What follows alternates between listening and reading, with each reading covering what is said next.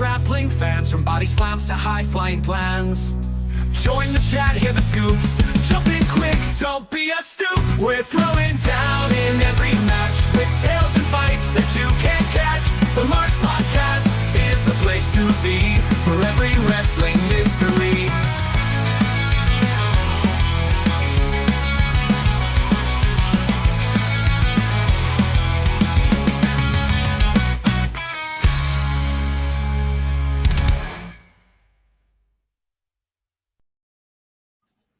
Ladies and gentlemen, this is Tony Chimmel, the GOAT of ring announcers, and you're listening to the Marks Podcast on YouTube.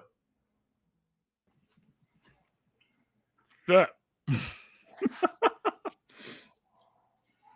Welcome to Marks Podcast. I'm Dan with the Inside Man's Raw Merlette, and yeah, we got a lot of shit to talk about, don't we?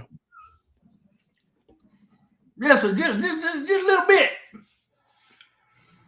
So, did you enjoy Elimination Chamber last night? Yes and no. What'd you think? For extending storylines, I think they did a phenomenal job of setting up WrestleMania. Okay. But, you know, on the other side of that, you left with some pissed off people. Well, let's start from the beginning. We got. They didn't fucking wait. Women Elimination Chamber match, right? You're jumping over it. Hold on. Let's back that up a couple minutes. Let's start with the Canadian crowd. Oh, that was a thing. Booing the national anthem, United States of America. America. Here's my question for you. If Americans were to boo any anthem of any other country, how would the sandbagging media control that? They would call us disrespectful and stuff like that. Yeah. But you never hear the media talk about other countries' people being disrespectful when they do that to our anthem. Yep. And I would love to see one of them have the balls to actually call out another nation's fans for doing that. I understand it happens in the NHL. It happened with the four countries tournament, 4 nations tournament there and stuff like that. I just think there's a time and place to put your grievances out. And airing a national anthem for any country is not the time and the place to. No, I mean, if you have an issue with some shit, fuck it, you know. And Pat McAfee, I appreciated his. I appreciate Pat McAfee's honest opinion of it. Yep. You know, Wade Barrett couldn't hold a candle because, you know, technically he's not from either country. So yeah, but this country's made them a lot of fucking money. Let's put it like that. Absolutely. So it's just like I said, it's just one of those things to me to where the fans have got to know a time and a place to take care of stuff. Not the time and the place. But I think the WWE is going to tomorrow night in Buffalo, New York, I think there's going to be a little revenge on the Canadian fans. And I'm not saying the crowd in Buffalo are going to boo Canada. Well, but they're going to be loud as hell for the American national anthem tomorrow night. Some decorum, maybe. Like it's not the time. Like you said, it's not the time or the place. Right. You can say what you want. I'm an American. I'm proud of it. You know, we go through a lot of shit to help a lot of people, and we're expected to fucking just bend the knee. That did bother me a little bit, but whatever. I'm not going to get political on this podcast. Now, but to go with that, now let's go, like you said, into the women's chamber. So this is the one thing I noticed just from the entrances. Everybody was psyched. I did notice as Roxanne Perez got in, I think the gravity of the moment kind of hit her a little bit because you see her going there. She starts talking trash over at Alexa Bliss. She talks trash. And then you see her look at the structure itself. And that felt real for her to go, oh shit, this is a thing.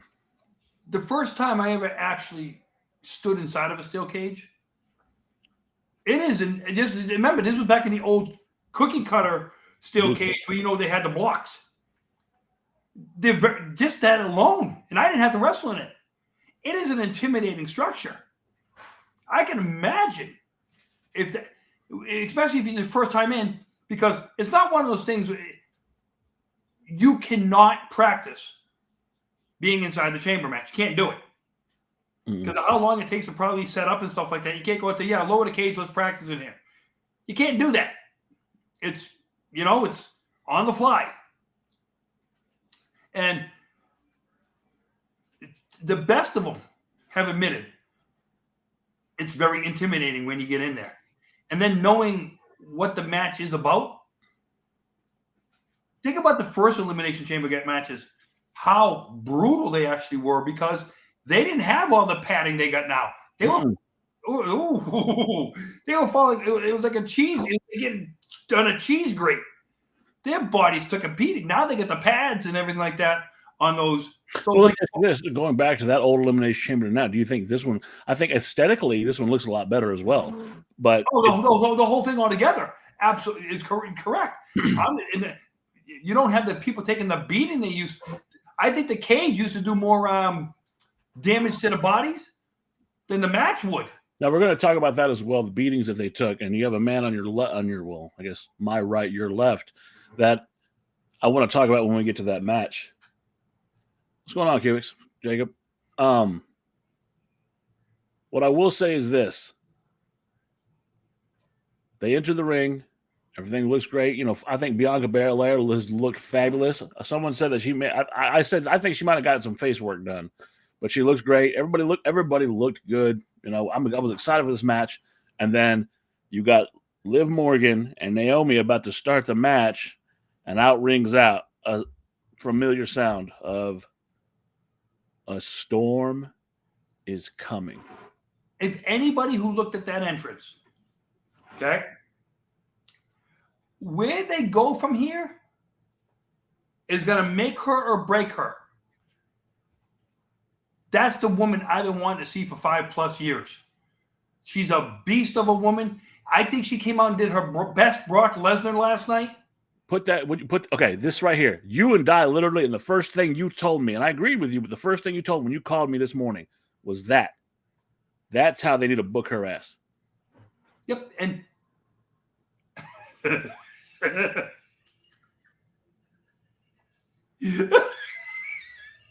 all I know is she came out looking like a fucking beast. Walked over there. She psyched everybody. She was looking at Liv. Liv did some great. Let's break it down. She walks out. Let's go from the entrance. She's walking out. I love the gear. I love that fucking gear. It's not too flashy. It doesn't have that fucking intricate shit. It's a black fucking wrestling attire out to kick your ass. She comes out. Comes up the stairs. She's eyeballing Liv. Liv is selling it great. I didn't do it. Did you notice Naomi's face? Yes. Naomi's face gave it away because she wasn't happy to see Jade Cargill. So when Jade put that whooping on her, yep, this is what put it over the top for me. And I told my wife this when we were watching it. Bianca in the fucking chamber, banging on the glass. Please stop. What is going on? No. And yes, that punker, he did call it. He was telling me about it weeks ago. So what I'm just saying is, though, and the thing about it is, if you take what you saw from Jade Cargill last night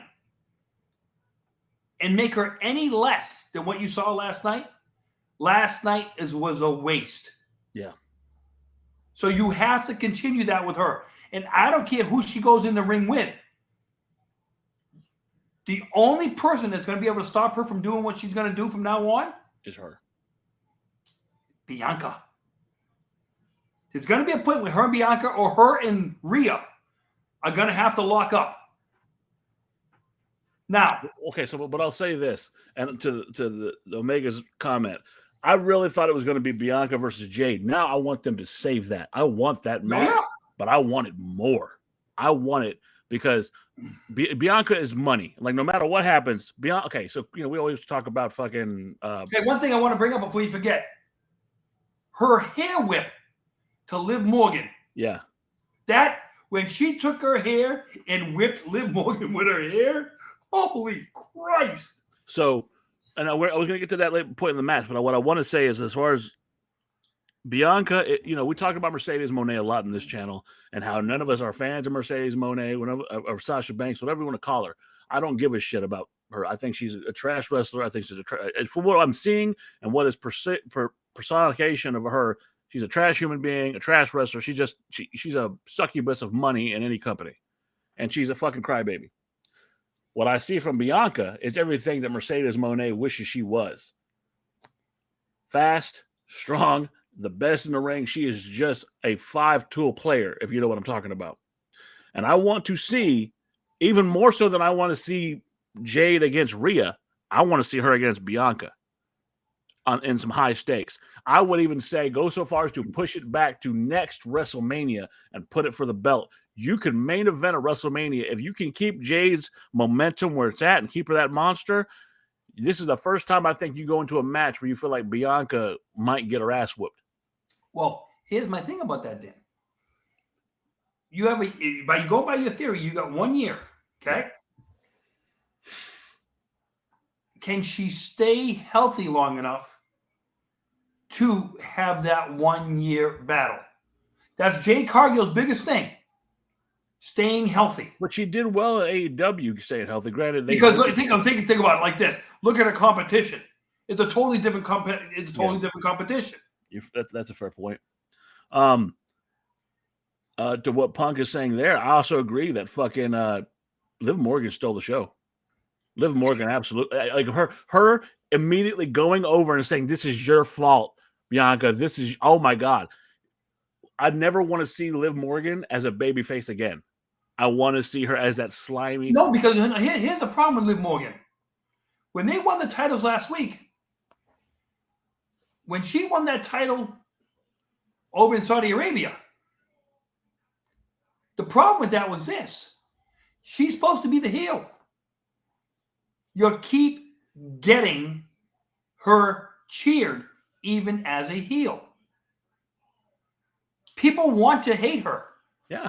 The problem is, though, she comes across too much as a likable character.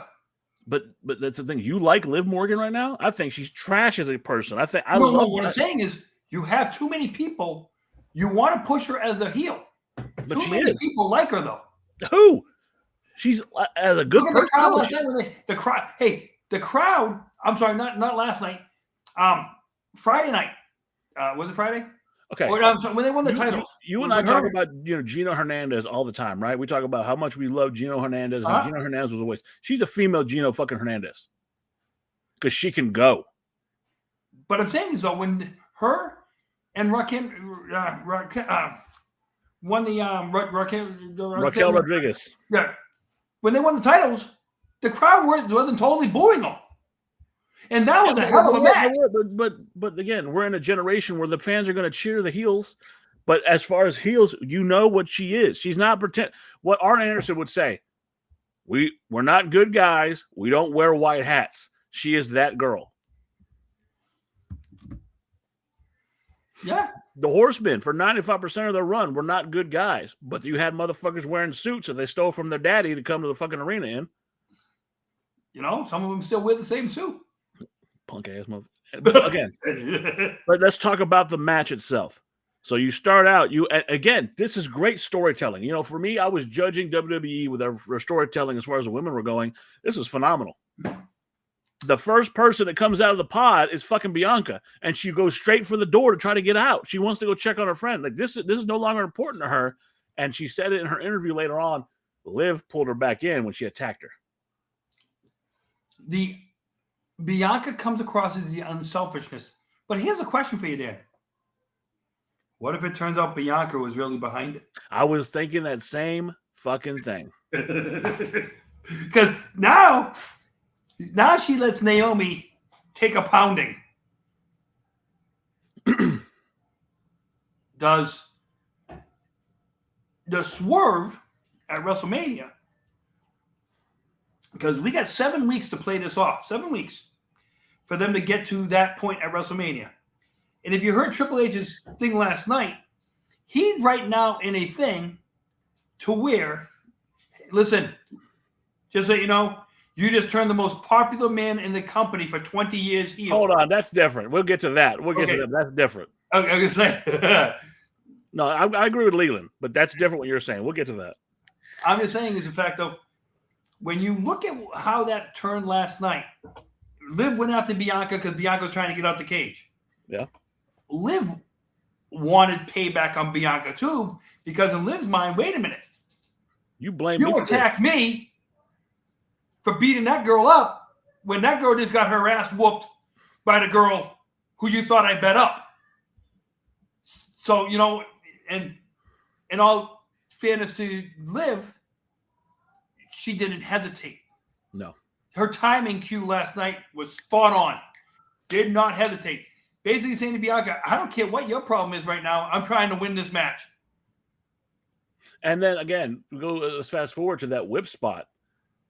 If anybody took a fucking beating in that chamber, it was Liv Morgan. Now, and you know that whip is it's piped in, right? Like it's that's not the actual sound.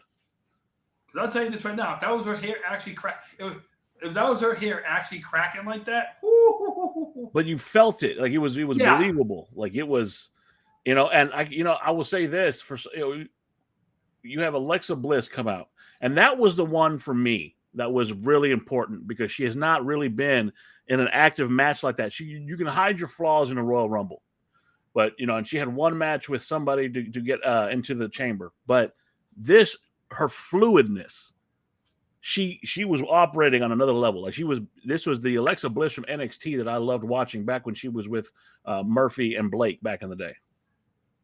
Well, think about it like this, okay? For the amount of time Alexa Bliss has been out,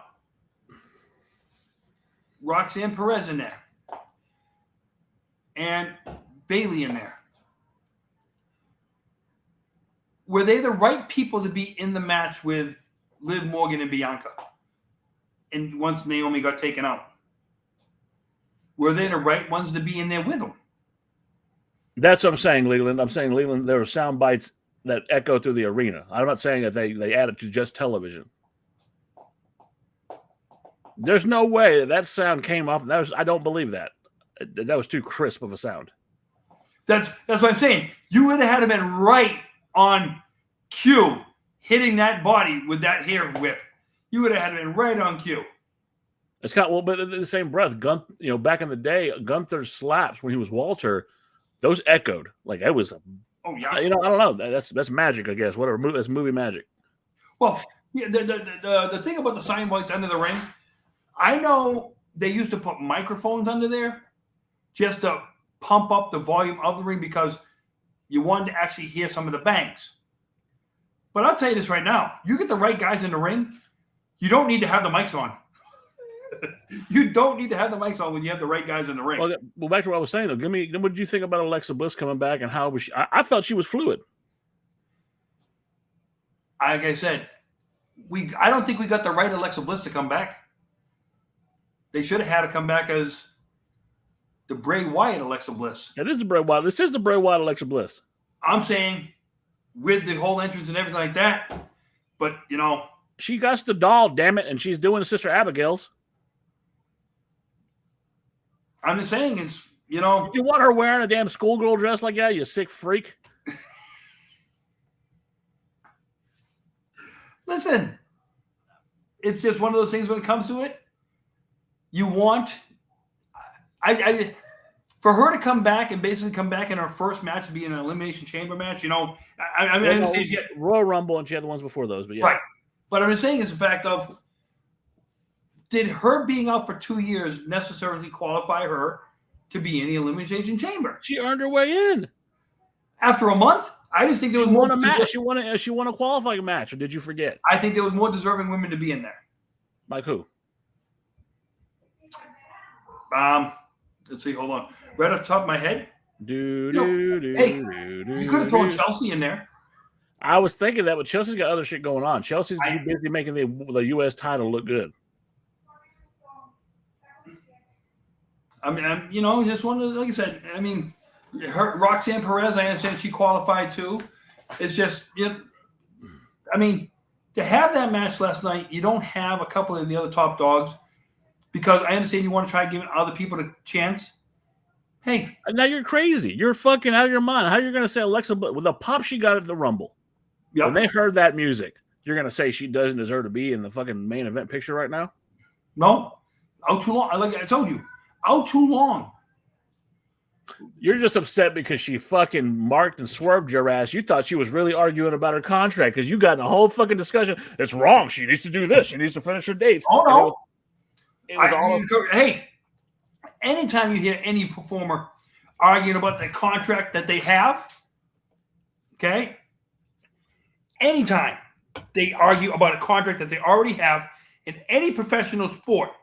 But it was just a swerve. She was already signed, ready to go. But I listen, I've always had this thing about professional athletes complaining, oh my God, I signed a contract. I'm not gonna honor my contract. She was there. She showed up. She had a baby, man. What the hell? She can't have a baby? She can't be a mom for a little bit? Guys don't miss shows when they have babies. Fucking dick. Huh? The man had a baby. Well, hey, listen. Hey.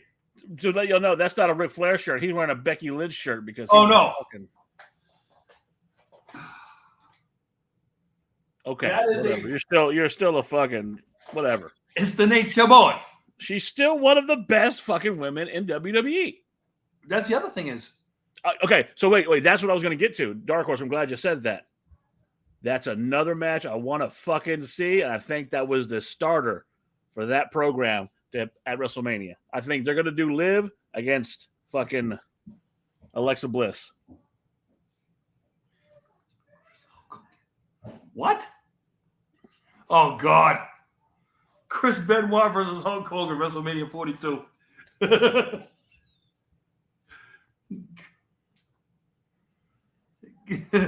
Jesus. What happened to that guy? Which one? Well, there's two of them. One that did awful things, and the one that fell into a beer can. Anything can happen, especially after what I heard. WWE Hall of Famer, he's in the grave now. Pete Rose might be getting pardoned for all his crimes. Speaking of crimes, we'll talk about that later in the show. So, do you think the right woman went over? In Bianca? Yeah. Yes. Do I think she pinned the right women to go over? That's a different question. Why can't you just be happy? All right, fine. No, I'm saying I would have liked to seen her maybe pin somebody like Bayley and had Liv out of the match a little earlier, just that way she could have been more pissed off. But when you get pinned last, but Liv made the match. Bayley hasn't done shit. No, I'm saying that again. I'm just saying to you is. Liv, you teased her winning again. Where's Liv go with this? Did Liv losing the ending hurt her? No, because I feel like she's gonna face Alexa, and she's still a tag team champion. If you don't think it hurt her, you and this fucking 1980s logic is killing me. You still think the fucking Ted DiBiase haircut's attractive? Where's my basketball? Hold on.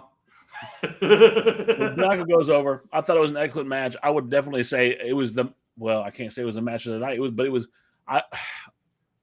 As far as chambers go, that was a better chamber match, I think. Hey, first of all, okay, I don't have any of that. Yes, he's supposed to be Travis Scott. I don't have any single weed, so no. So we come on to our second match, which was. Look, I'm gonna be honest with you. I thought it was the piss break match. We're talking about Nia Jax and the Poison Pixie versus Trish Stratus and Tiffany Stratton. Think about it like this. If this was your first time ever watching wrestling, would you think Trish Stratus and Tiffy were mother and daughter? No, I thought one was a plastic Barbie doll and one was Pastor Prime. Okay, one was a younger plastic Barbie doll. Look, man, it was definitely the proverbial. I will say this: Tiffy's move to end the match, perfectly executed. She was spot on it, and she put it on the right person. Oh, I agree. I'm hoping we're done with Nia Jax. I am. Not to look, and this may be an unpopular opinion, but Nia Jax, since coming back and getting her shit together, has been an excellent heel, an excellent monster, done her job perfectly. Really? I will say this, though. Did you notice that Tiffany kicked Trish to get the fuck off the fucking apron while she was trying to move? Well, listen, the other thing about that is I think they should have put the suit should have been blue and all the other logo parts should have been white. You're in Canada. If you're going to promote the sports teams, your sports teams are usually come out in blue with a little bit more of white. They put all white and a little blue. Well, it was all for the fucking Maple Leafs. They were doing the Maple Leafs colors. Yeah. No, one with the Maple Leafs, one with the Blue Jays. Because the Blue Jays play in the building. Okay, so basically you're saying what Tiffany Stratton's tits were the red for the Blue Jays? Listen, it wasn't basketball. Well, I'm saying I'll say this, and I'm a Tiffany Stratton fan. I really think she's a good combination of everything. She's your hybrid fucking female wrestler. She can do it all. But this match did nothing. If Elimination Chamber wasn't in Canada, we don't see Trish Stratus yesterday. And we don't see Tiffany Stratton wasting her time on a match that she did not need to be in. No. So, let's go from that match. Let's just forget, let's go on to the next one. What they call it? Unsanctioned. El Generico? You watch your mouth. Versus Kevin Steen. You watch your mouth about the greatest luchador. No. I'm saying they even said it. El Generico versus Kevin Steen. And I'm going to tell you this right now. That was a good old-fashioned slobber knocker of a match. Okay? Hold on. She had the audacity to kick Trish. A good old slobber knocker of a match. You saw a lot of high spots. But I want to talk about the ending. We'll get to the ending in a second. What I want to talk about is, the expression, and you and I have talked about it, that less is more. Yep. Especially when they talk about big guys and doing stuff, less is more. I thought that was the story of this match, because there was not a bunch of crazy spots. It was violence personified. You know what I kept saying to my daughter? I'm watching the show with my daughter last night, and I kept looking at her and saying, if this is AEW, 6 gallons of blood is all over this ring by now. Yeah. Okay? And that's what I mean. That's 6 gallons of blood. To have the story they did in no blood shows it can be done and so better without the blood. But also, you have, and again, this goes about WWE having a better product all the way around. The commentators sold this match even more so than the fucking in-ring work. Because when you have Wade Barrett, Pat McAfee, and Michael Cole saying, stop the damn match, stop it, he's done, it's over. And this continued fucking process of, What I didn't like last night, and you're going to like this one, and somebody else mentioned it to me today, but I had already thought about it. The first referee comes out, he comes out in a black shirt, like this, just black. Yeah. Every referee after that comes out with a WWE referee with a WWE shirt on. Now you have an unsanctioned match, and you have a bunch of WWE officials come out to the ring. Okay. I used to get mad because WCW would have no disqualification matches and have the guys lose by count out. Watch this. Hold on. To what Dark Horse just said, in tribute to our third co-host who has to work tonight, she is Rick with tits. Rick with tits. They're talking about Charlotte. Yeah. We'll talk about that in a second. I'll talk about that in a second. Oh, But yeah. I'm definitely Punk. I'm going to get Yeah. to that one as well. But go on, Gerard. I'm saying is when you listen to the commentators and stuff like that, the one thing the commentators didn't talk about at all, why do we have officials out here in an unsanctioned match? Whose only job is to count the 1, 2, 3. Count 1, 2, 3, or accept a submission. That was it. But you have all these officials out there. It made it look hypocritical. Like I said, WCW used to have no count out, no disqualification matches. You lose by count out. Or they have a no count out match. You lose by DQ. It's like, how did the referee forget about the match? Did they forget about the rules of the match? The one thing I will say about last night, though, is other than that little bit about that confusing part of that match, we're not talking about the referees last night. There were no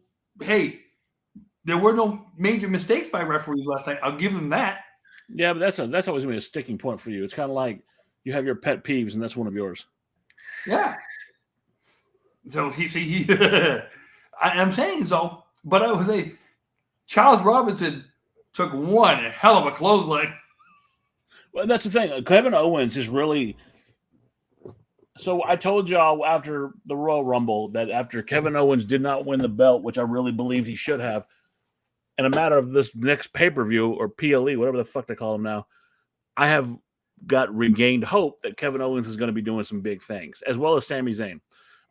Watching their ring work and watching them sell, watching that fucking drop toe hold on this fucking barbed wire steel chair, which is something I didn't even think of, having a fold-out steel chair that's wrapped like the way it was, and the screams that came out of Kevin Owens' fucking mouth. No one thinks Kevin Owens a pussy. No one's ever thought Kevin Owens was a bitch in any way, shape, or form. But that match, you could tell it, like his cell work, everything they did, it was fucking excellent. Dan, I'll give you another part of that match that when Sami Zayn took the bump through both tables. Yeah. How many times we seen that supposed to happen? The guy falls to the right or to the left. He took it straight on. Straight on. I applaud Sami Zayn for being able to take that shot and going straight down. Now, I'll applaud Sami for another thing. There was a botch in that match where he was supposed to hit him with the fucking pop-up powerbomb on a powerbomb on the ring apron, and it didn't hit impact hard enough. So on the fly, you see Zayn counter, flip him over, hit him, and they start fighting back, and then bam, he hits it, and that was another one. And that was a beautiful way to not blaming it the referee, not blaming anybody else. It happens, but they sold it and they did it properly. I thought the hockey stick was beautifully used. Absolutely, you have to use in a match like that. 2 Canadians, yeah. Oh yeah, the hockey stick was a good prop. Going into the crowd, Kevin Owens going through 2 tables in a row with all the going through 2 tables in a row with all the concession cups and stuff like on it. I'll tell you this right now. If those guys didn't have your respect before last night. Okay, so Dark Horse, leave that one up for a second. I saw that in the comment section. Dark Horse, I will agree with you because I've watched damn near they're 2 of my favorite wrestlers of all time. Not sports entertainers. These guys are 2 of my favorite wrestlers. And yes, I've seen all 5 million of their matches. This one hit a little different. I would recommend watching it. I don't put in my top 5s, top 10s wrestling matches of all time. I don't put most of the time hardcore matches in there.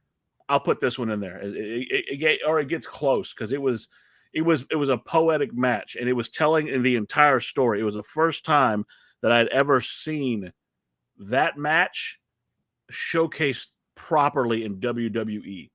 I really enjoyed it. Like I said, and for them to announce their previous names really gave homage to them too. I appreciate what Michael Cole, Wade Barrett, and Wade Barrett's call about saying now the security wants to do something. We're going to get to that. So the match ends after the pop-up power bomb. He gets him in the ring. He pins him. And, Sammy, you can tell, like, throughout the match, Sammy was catering to his neck. Yeah, and, hold on. J-Man, yeah, Scott D'Amore, that would have been hilarious. But I don't think they're going for a hilarious tone at that point. This is what really made it for me. It put a good cap on the Zayn Owens story for now. Like we're putting a period right here. We're gonna go to the next chapter and move on. But It's not over. yeah. Oh, it's never over with those two. Zayn looked done. Like through all the match, he's holding his neck, and it was a great sell job by him. He didn't move. He didn't. It wasn't like he did not fucking move. Owens goes to leave. He looks back, and as you expect, Owens is going to go back over there. He lifts up the concrete. He's going to fucking hit him with a pile driver. Then you hear his fucking music. Randy Orton comes out. Voices in my head. This is the part that tells me if this does not tell you how good Owens is. The man is battered. Can I ask you a question? Can anybody in the chat room or you, Dan, disagree with me on this one? Is it me or does Orton look bigger? Oh, he looked a little thick. Time. He looked like a thick boy. He looked like a very thick boy. So, Leland, shut the fuck up. It's all plastic concrete covered. Actually, it's Homosoak. It's actually Homosoak, the stuff they put on. It's made of Nerf.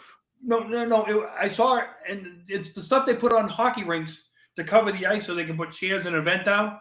They probably had that on top of the turf, not to ruin the turf. I love our fucking audience. They fucking crack me up. But, yeah, Orton looked absolutely jacked last night. So I'll say this: he looked like Triple H back when he came back from the quad injury. Oh yeah. Yeah, that's what. Oh yeah. Fucking, that's a Canadian coming out of Gerard. But what I was going to get to is, Owens, who has been battered, he's been beaten, he's exhausted. He went through a war with Sami Zayn. Let's be real. Sami may have been beaten, but Owens was not walking out of there unscathed. He's in there, and I love. Okay, there's these subtle things that people aren't noticing.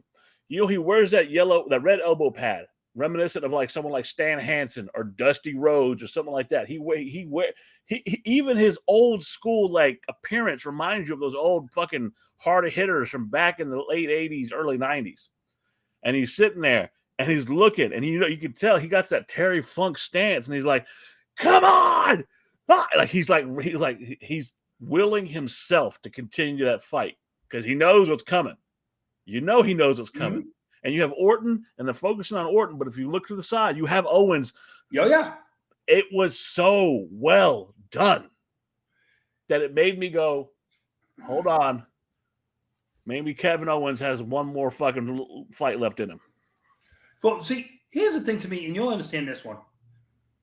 I don't care if you're, SD Jones and Duke of Dorchester, Pete Doherty, two bums. If you can get into that ring. Like a Mancini? Yeah. If you can get into that ring and have the people truly believe what you're doing in that ring is hatred, you have this hatred for the person you're doing against, you've done your job.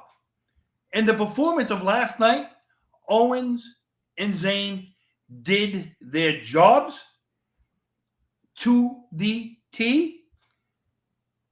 I wouldn't have been surprised if when these guys got back to the curtain last night, Triple H hugged them, saying, "Hey," because he mentioned in the press conference about how great of a job he did, and for when the boss can look at the guys and say, basically thumbs up, and you get that smile and stuff like that, the appreciation factor.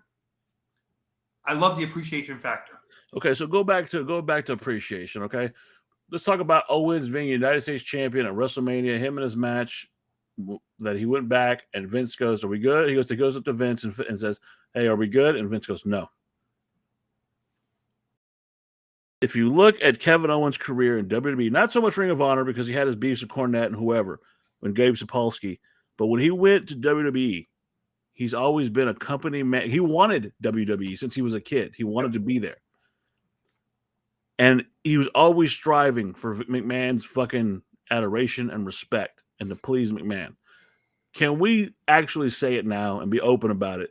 That since McMahon has been gone, that stars have been happier, wrestlers have been happier because Paul Levesque, Triple H, knows how to treat talent because he was legitimately a talent. He was a wrestler. He's a wrestler's wrestler. And I said it. I asked somebody the question today, and I want to ask you. Okay. But who is Triple H's Pat Patterson? Because I think that's why Pat was such a genius in what Pat Patterson did. Okay? Pat Patterson was a wrestler. He knew his way in and out of the ring. He knew what to do in the ring psychology. And that's what Vince needed, because Vince didn't have that ring psychology. Vince didn't have that ring experience. So he relied on Pat Patterson. Not just Pat, though. He could rely on a couple old-time wrestlers that he made road agents. And when I say rely on them, they weren't looking to screw him over to better themselves. Because I've told you before, there's nothing worse than a wrestler who says, I'm retired, but still wants his spot. Triple H mentioned it last night about the guy over my left shoulder here. When you retire, say you retire, truly retire. Don't be a Ric Flair. Don't be a lot of these other guys who, I still need that limelight and stuff like that. I still need that paycheck. Learn how to balance your money. I will give one person credit right now for saying, hey, Sting, he had his match last year. He's been retired. Well, he got back in the ring. Dragged his ass kicking and screaming out of retirement. Steve Austin did the same thing, and so did Shawn Michaels. And they could be held. You could look. I will always give them credit for that. I will always give them credit for that. The reason why I don't. And Leland's right. Ric Flair has to pay his 17 fucking life. Here's the thing with Stone Cold, and you guys can all understand this. I don't think Stone Cold Steve Austin has ever had his proper flowers, just because of whether it be his own personal problems, his problems with the way management was working and stuff like that, injuries. He's never had that. He never had that match. I disagree, because I think the Owens match that he had, it was set up perfectly when he had that match at WrestleMania in Texas, mind you, in Texas. I thought that when they set it up, he goes, I didn't come out here to interview you. And they fought, and for what everybody thought that old man Austin didn't have it. That the last gunslinger didn't have that fucking last, and it was excellent for what it was. What I mean by that is, I still don't think that was the best send-off for him. Listen, AJ Styles, Undertaker. Okay? AJ made that match. Oh, yeah. Okay? The Dead Man didn't have to do a lot of work in it. AJ, with him being the kind of performer he was, he made it easy for Undertaker. Thank you to AJ Styles for making that. Kevin Owens made it easy for Austin. Yeah. I'm just saying is to have that final thing to where your shoulders are down, looking up at the lights, a la Ric Flair, Shawn Michaels, with the I'm sorry, I love you, boom, boom, boom. That's what I'm saying. Austin did that. Austin did that for The Rock when he lost at 17. Or was it 1919? No, when he got pinned by The Rock, he lost. Right, but here's the thing, though. But he's never had that proper. I don't think he's ever had that proper saying of, this is it. I'm never coming back. Shawn Michaels. He lost to Taker. If I don't beat you, I'm out of here. He's never come back. I'm sorry. They did that one-off in Saudi Arabia, which was a freaking disaster. Yeah.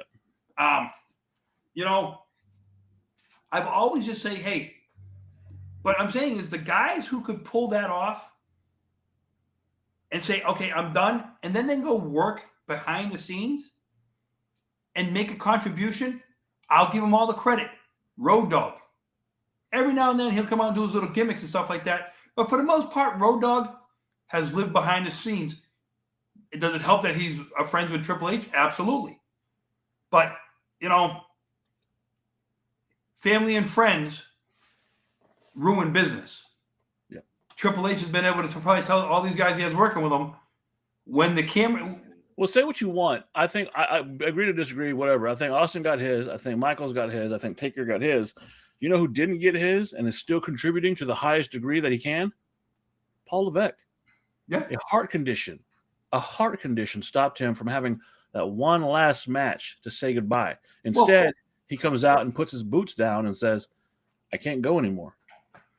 I think he did that more. I put it this way, and I'll say it. If he didn't have family, he doesn't make that decision. I think he does. Because you got kids, you got a wife that basically say, hey, Dad, we want you around. Can you not make that dumb decision? Because how many wrestlers in previous years they told that no.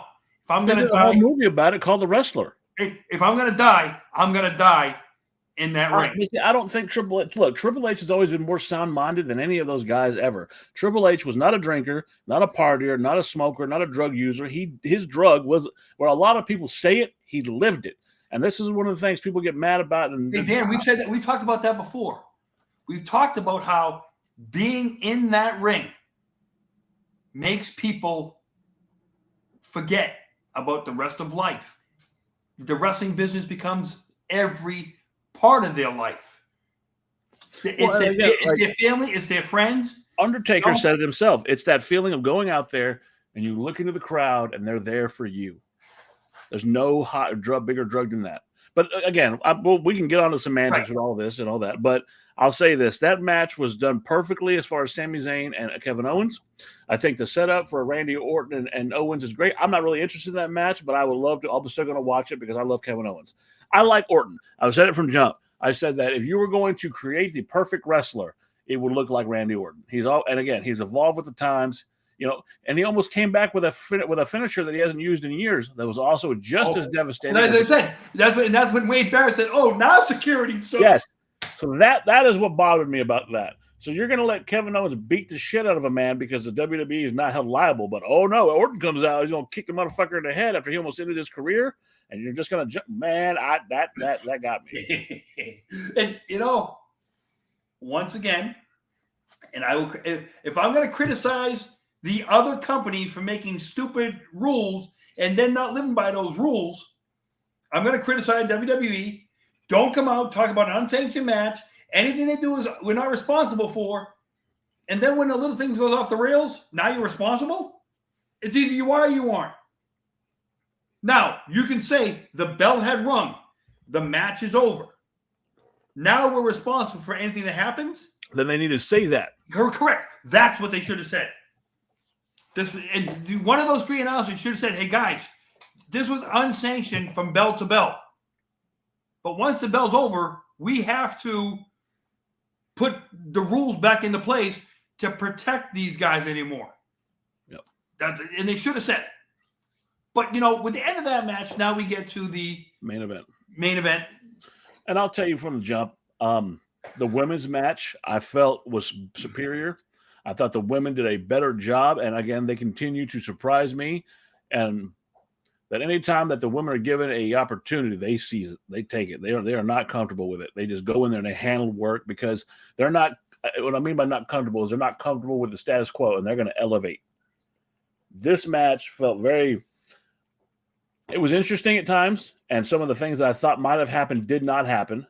I remember a week ago I'd said that my thought was Punk was going to win it. I thought Roman was going to be involved in this match in some way, shape, or form by interference. I thought that Logan Paul was going to eliminate John Cena, but none of those came to fruition. And I'll let you start it out with this match. What did you think? I asked you a question. I asked somebody else a question during the week. The one question I don't want to be asking you tonight is, didn't see that one coming. Yeah, I mean, I know someone who was in the chat earlier, and kudos to him for seeing that shit because I had no way. I thought it was a good idea, but I thought no way in hell they were going to pull that. I had mentioned it just before it went over to somebody. I said, Cena's turning. And 3 minutes later, he did the turn. But I'm just saying is the fact of the whole match, the way it all went down, the only problem was, and I don't know if you guys knew it, they actually put out the run times for these matches yesterday. Both chamber matches were 40 minutes. So once they got into the ring, I just kept looking at my watch. How close to the 40 minutes they actually going to come? Almost damn down to 40 minutes exactly. Damian Priest, Drew McIntyre, Logan Paul. This match was actually supposed to be before the Kevin Owens match. The original lineup that I saw. And when I looked at how this does, and I got to say this, I'm begging for Seth Rollins to stop wearing Becky Lynch's clothes to the ring. Yeah, I thought that look, I get that wanting to be eccentric and all that. I've never been a fan of Seth Rollins. If I'm talking about the Shield, I think I like Ambrose more than anybody else, John Moxley, and I like Roman more than anybody else. Seth never did it for me, and he still continues to be mid-tier to me at least. That's just my opinion. But when you get to the match itself with Drew, Damian, I think Drew and Damian probably should have opened up that match. Okay? You have Logan, Cena, Rollins, and Punk inside. And just have Drew eliminate Damian right off the bat. I love that, though. I'm sorry. You may disagree with it. That sets up their match for WrestleMania. I'm just saying is, though, and then your next guy out, Drew and Punk. Then you could have had Drew, Punk, and Logan Paul. Bring out Seth Rollins fifth and Cena last. You let Cena and Punk come out last, so he's the freshest guy in the ring. And if you notice, through most of that match, where was John Cena? Sitting on his ass? Lying on his ass outside. I think his victory wouldn't have been so bad had he been more involved in the actual match. I told my wife this when we were watching it. He looked like old man Cena. And again, we were going to save this for this discussion, but here, let's just fucking do it now. He looks, and you're saying it's because of his age. That bald spot, the jorts, he hadn't seen a tanning booth in at least 6 months. He doesn't look as filled out as he was back in the day. He does not look. I'm going to move out of the way for a second, okay? 47 and 52. Who's 47? Who's 52? That's what I'm saying. John Cena looks like an old man. They look reversed in age. Yeah. This guy's 52 years old. This guy's 47 years old. But I'm curious, though, was that by design? Was it by design to make John Cena look like fucking Terry Funk from ECW? I'm an old man. I don't have it anymore. No, because I'm going to tell you this right now. Here's the thing a lot of people don't understand, and I hope you understand this, is that this guy right here, okay, has never been a wrestler. He's never been technically a wrestler. No. He's always grown up an entertainer. He's always just been an entertainer. This guy over here grew up in the wrestling business. He grew up in the business, right? And as him just being an entertainer, this is what you get. That's what you get. Okay? This is what you get, an entertainer. This is what you get, a wrestler. What we needed to see last night was a John Cena version of this guy. That's what we needed. We didn't get to see that guy. And we're going to get into that as well, the discussion of that. So you have Drew McIntyre eliminated by Damian Priest, which I thought was excellent because it sets up their match. You may disagree, but I thought it was good. You have Logan Paul eliminated by CM Punk, which I thought was also well. That puts it into their story, their narrative. Because if you notice, right before he gave him the GTS, he slapped the shit out of him. There's your fucking receipt. Cool. I'm fine with that. So then you come down to that moment. CM Punk and John Cena both took out Seth Rollins, though, didn't they? Later in the match, yes. We're missing somebody here, though. Yeah, Damian, McIntyre's out, Priest's out, Logan's out. That's 3. And then you got Seth Rollins. CM Punk, Cena take out Seth Rollins. And then but before we get to that, so you have Cena, or you have Rollins get Cena into the fucking glass. He's pretty much done. And I think that was a good way to put Cena on the back burner so you could have that little bit of fucking interaction between them. Super CM Punk shows up, kicks out of all kinds of finishers. They mentioned it on the broadcast last night. Instead of Seth Rollins putting out his anger on Cena, he should have been more busy trying to pin. Instead of fucking around with CM Punk, he should have pinned Cena. Should have pinned Cena. And they mentioned it. And why they mention it? Because of the finish. So at the end here, that he was obsessed with CM Punk. He gets eliminated by the both of them. Then you have John Cena versus CM Punk, which was, it was slower than I imagined it'd be. Listen, I would put it like this: the way they went to start just them and two alone, with Cena sticking out his hand,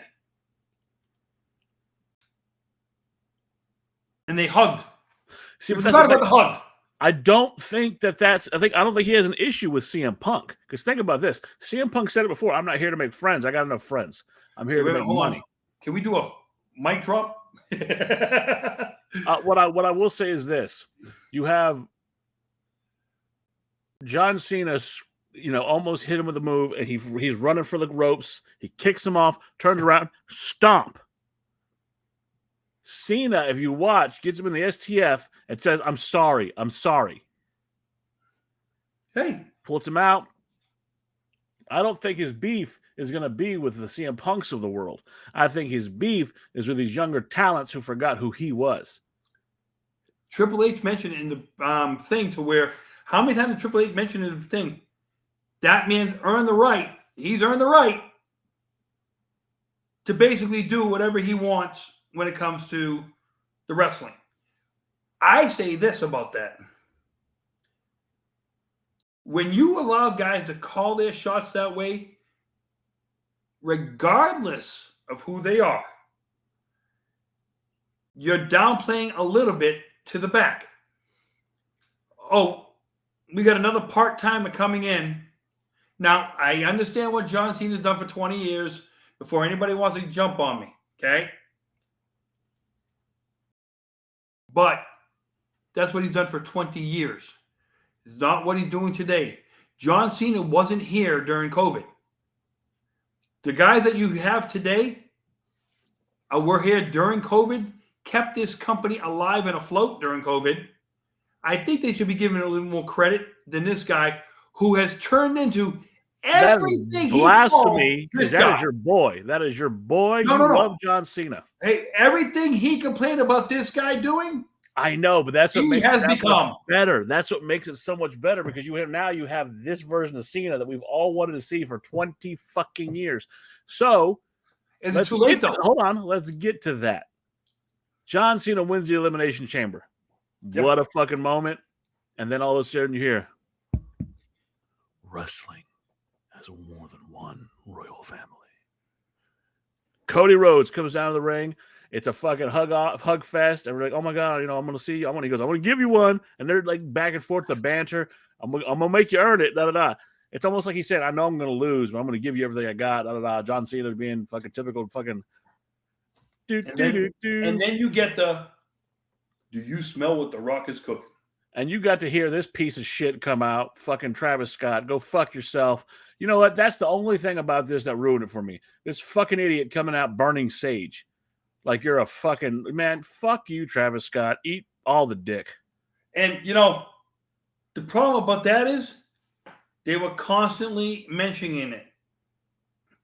It's stupid. Talk again. Me and my wife talk. Like, I'm uber religious guy. Like, man, look.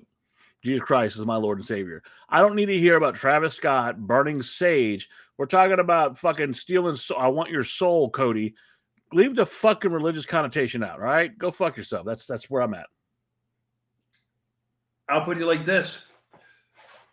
His personal issues that he's had, whatever he's done in his music career. Like all the fans dying in that fucking skull thing. Yeah, fuck him. Fuck him. Why would WWE promote a guy like that? Why would The Rock promote a guy like that? Because there's been questions about The Rock as well. But then we go to, he comes out to the ring, he gets and on again, one of the pops of the night, fucking Embrace me, Gerard. Oh yeah. Embrace me as your brother, Gerard. Hey, Sloppy. Gerard, you will take me, you will hug me, you will give me your soul, Gerard. And I think it was the biggest surprise. First, I don't have my soul to give you anymore. Was the biggest surprise of the night. My soul belongs to these people. Go fuck yourself, Brock. What? Now, I looked at my wife and said, did they just say fuck? She says, yep, they did. Now, and Cena's in the background jumping up and down, like, yes, yes, yes. He goes over and hugs him. And then you get this. I understand that, but hold on. Think about this. You brought this up earlier. They said fuck on the cock. Fucking cock. Hey. They said fuck on Peacock. Well, I'll put you like this. Has Peacock finally said, you know what? You have to pay to watch us. Because even if you say you get it for free, if you look on your cable bill, your free is going to go away. In 3 months, it goes away. Come June, there is no more free Peacock. And when you see this, and then they're going to be, are they tuning up now to say, hey, when you become a paid subscriber, all bets are off. Well, let me ask you this. Are they going to make SmackDown go to Peacock? Or, because of what you just heard, Netflix could come out and do, where they could pull the plug because they don't like the direction WWE's going, is Peacock saying, if they drop the ball with you guys, we got you. We got you, and we'll let you do what you want because it's on pay television. Exactly what Leland said. But I'm saying is all. Netflix wants them to keep that PG thing, okay? If WWE wants to go a little off the rails, because from what Michael Cole said... Oh, and Sloppy, yes, we discussed the fact that old man Cena looks like fucking Casper the Friendly Ghost right now. And I'm saying is, Netflix has come out and told, because Michael Cole said it, they want them still to maintain some discipline out there. But if Peacock turns around and said, wait a minute, what? People pay for Netflix. People pay for Peacock. If Peacock can be a little bit different than Netflix, let WWE be a little bit more, let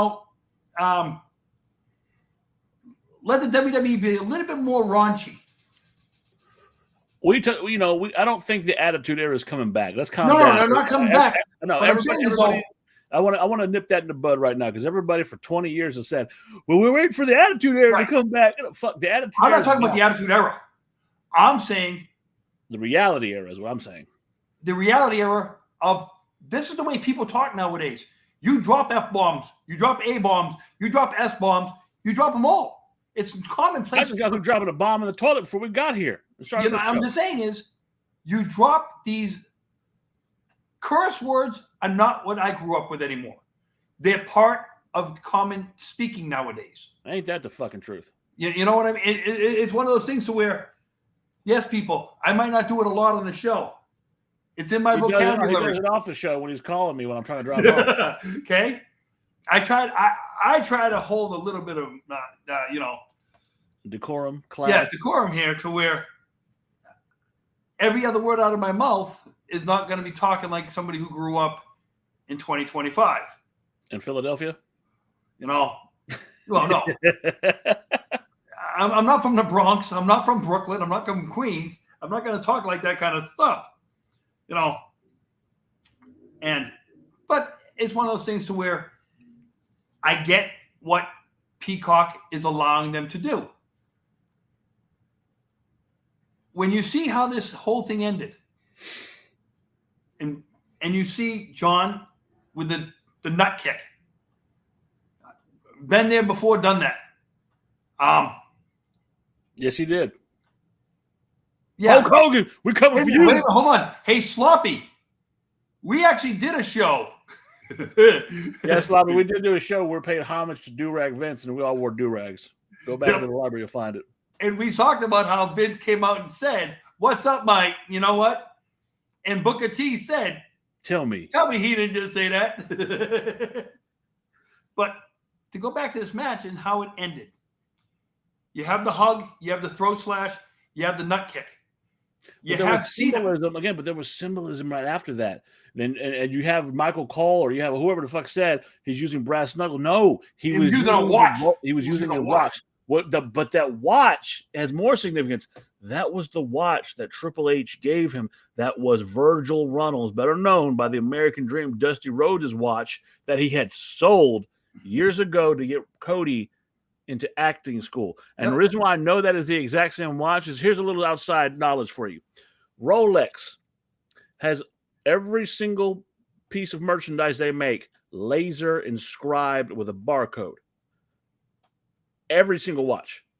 Every single watch. I know this because I have a friend who's a colleague who knows all about Rolex watches.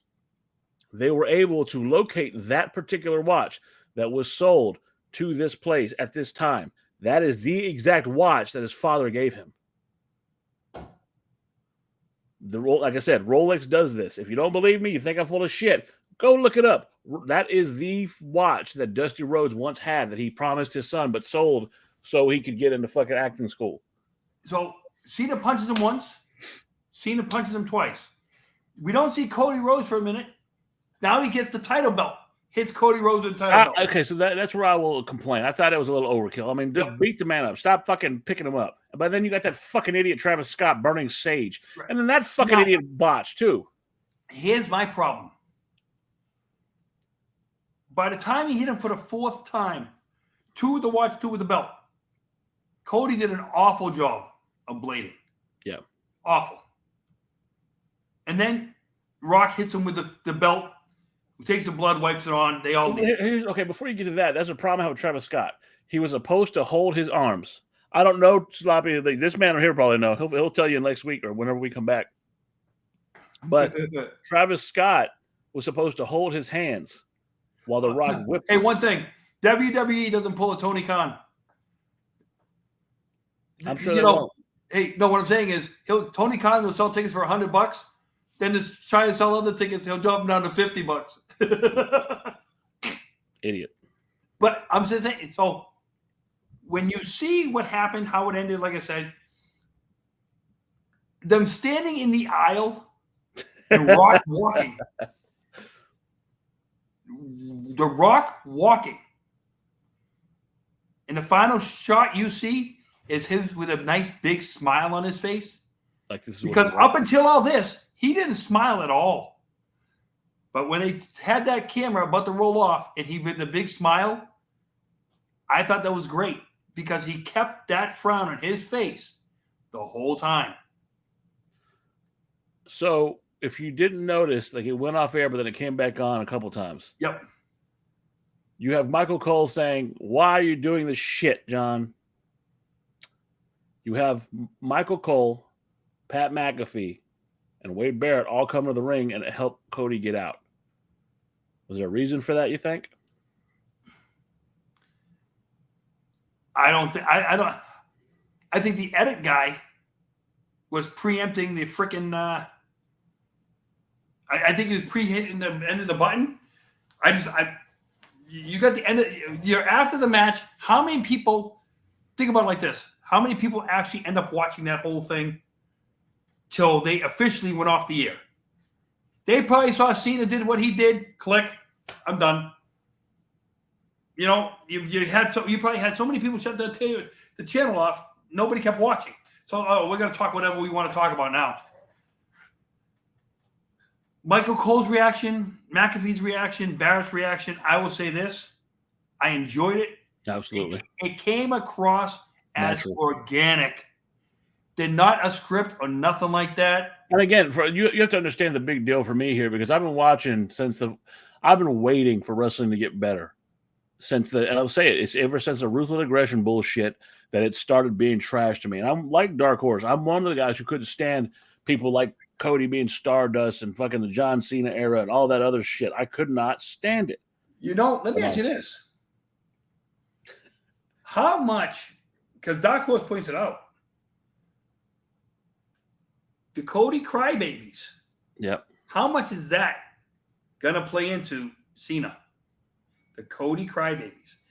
I agree, but we're building up to that. And I'll say Cody just bought himself between 3 and 4 more months of goodwill because of what he said to The Rock. I'll say him being one of the first guys to use and say, "Go fuck yourself, Rock." How many other people might jump on that board? Or does Rock turn around and not like? Well, The Rock has already said, "I'm the fucking boss. I can say whatever I want." But I'm sure that they're going to use that as another tool. And they've looked, WWE in the past couple of years has learned how to show themselves with some restraint. You see some headshots in WWE occasionally, but it's very, very minor. You see the power driver, but they use it just right. And if it's done just right, and I'll go back to this. The guy who's doing that move has to be in full control. Because I'm sorry, if I'm picking you up to do a power driver, what can you do to help yourself so you don't get hurt? Almost nothing. Because you're basically, I got control of your body at that point. It's the one move that you actually have to rely on your opponent to do it totally right, or you technically could get injured. Now, mind you, have there been some wrestlers in the past who said they got injured on a power driver where they came nowhere near close? Yeah, Hulk Hogan. Fucking idiot Hulk Hogan. Okay. Because you want to burn the bridge with a new guy who's getting over, and you want to say, no, I'm going to knock this guy down a ladder. And unfortunately for him, they could go back and look at camera angles where his head was 6 inches from the mat. Oh, I got a stinger. He had to turn it around to say, I got a stinger. So I'll say this. They've shown restraint. They've done this. The match ended how it did. Cody, I think, got about 3 or 4 more months of goodwill. But I'm ultimately going to say this about the end of that match and about where we go in the future. I say Cena's going to win that belt. And the reason why I say that is because we're so far from September, which is supposed to be his final match. Nope. What? His final match right now, they were announcing it last night. There is a pay-per-view in Boston in December. The night after, I think, is in Madison Square Garden or wherever it's at. That would be his last match. But he's going to do the pay-per-view in Boston and the next night. And I'm going to tell you, the guy over here, that white dude, next year, WrestleMania 42, he will be going into the Hall of Fame. I would say that. And you know what? Say what you want. Hey, the year after that, the other dude, he's going into the Hall of Fame. The Rock? So the next 2 years, there's your main Hall of Fame guys right there, next 2 years. I'll say this. I think that John Cena, for everything he's been through and everything he's done, I've never been the biggest John Cena fan. I've enjoyed his last couple of years. I think he's deserving. I think, no one can take away from what he's accomplished. The Rock should have been in the Hall of Fame years ago because, again, he's The Rock. I'm really looking forward. This when it comes to Cena, okay?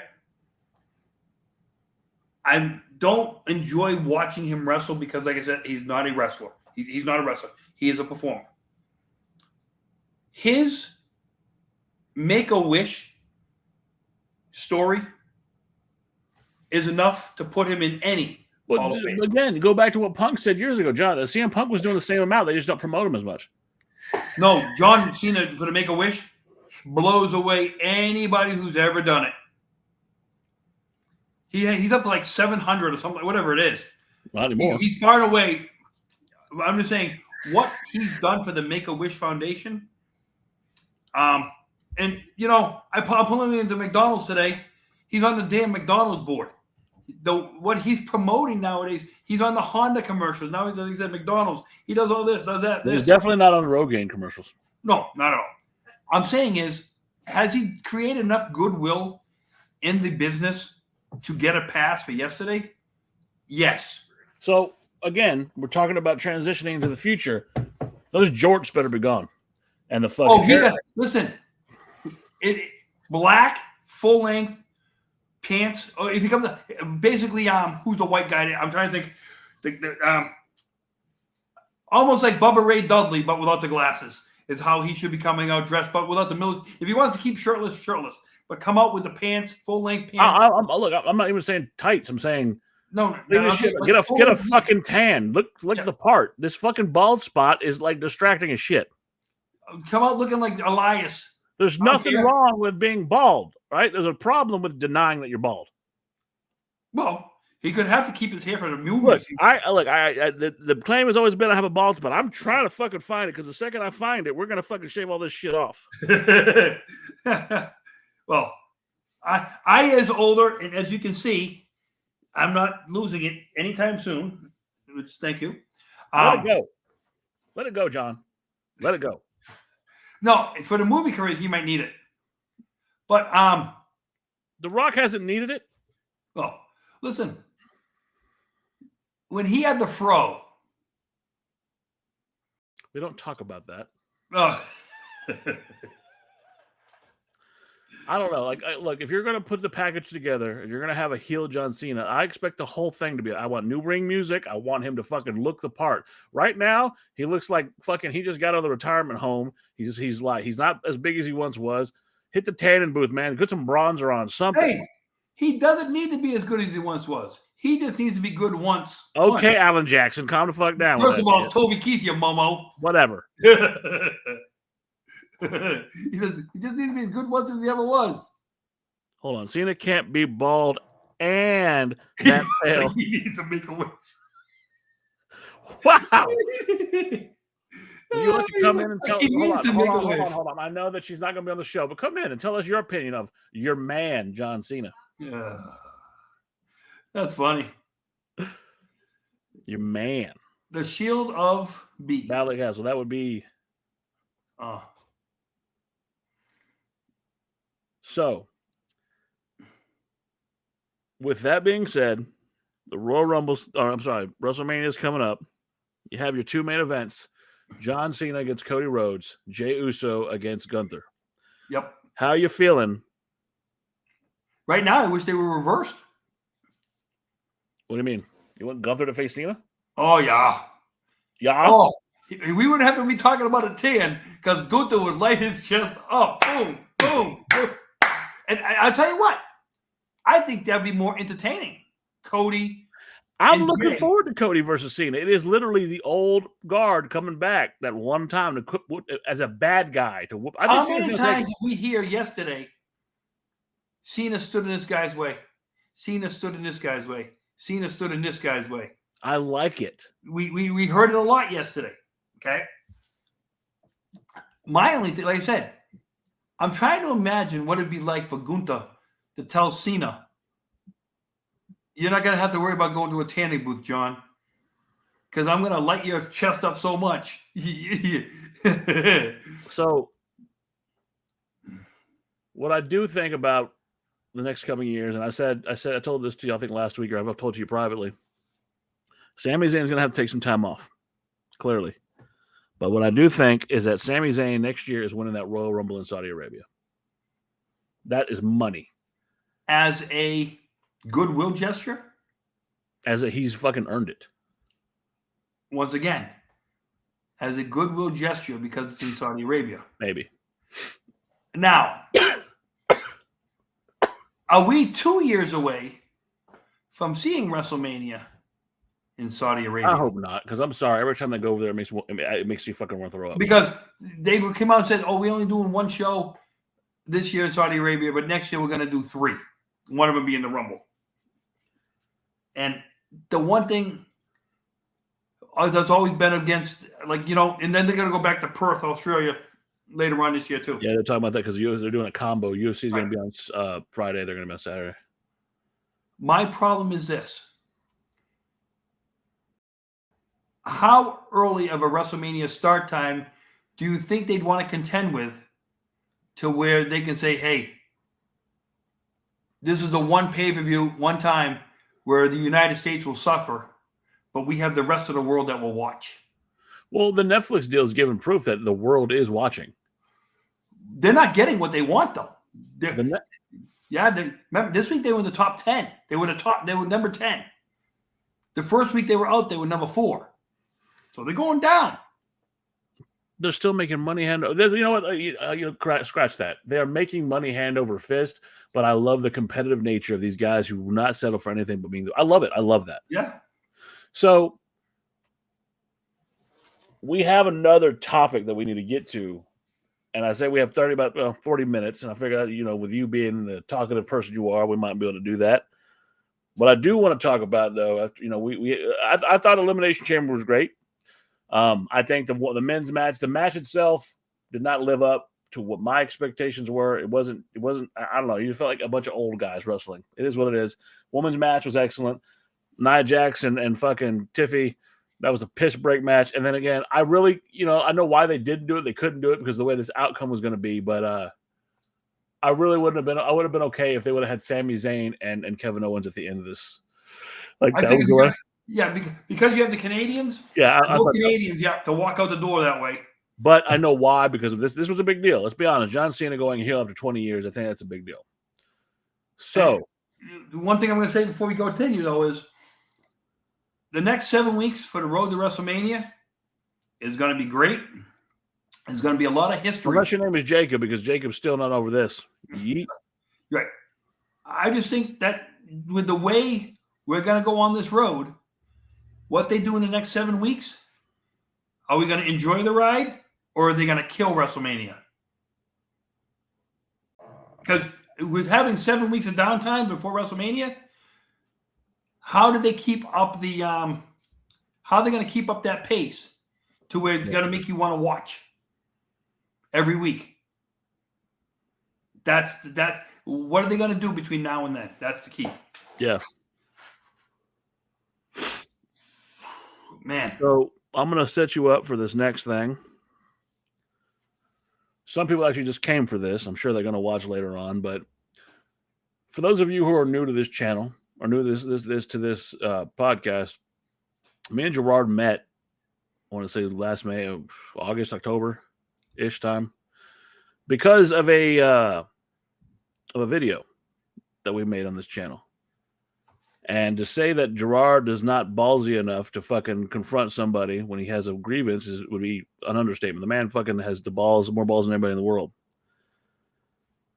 What I will say is Gerard and I did an interview after that video that you saw 2 hours of, which it went almost 3 or 4. We became friends after that. And we decided to do a podcast together because both of our love of something that has molded us since we were children. Professional wrestling. I can tell you, I remember going back to the sportatorium as a fucking 4 or 5-year-old, my dad. I can tell you all this stuff, all the history I remember of wrestling itself. But Gerard has a different story. And Gerard just hit his elbow on the counter, so I fucking... But Gerard, you have made me a believer in you. I am your friend, and I am giving you this platform. It is yours to say whatever you want. I don't care. I want you to tell these people how you got involved with wrestling, why it is so important to you, and the story that needs to be told to those who just don't seem to fucking get it to this point. And I'm talking about dickheads from the Panhandle of Texas and those that like to hang out in New York. The floor is yours, Gerard. I would like to say to anybody who might not know, and if you haven't been around long enough, 33 years ago today,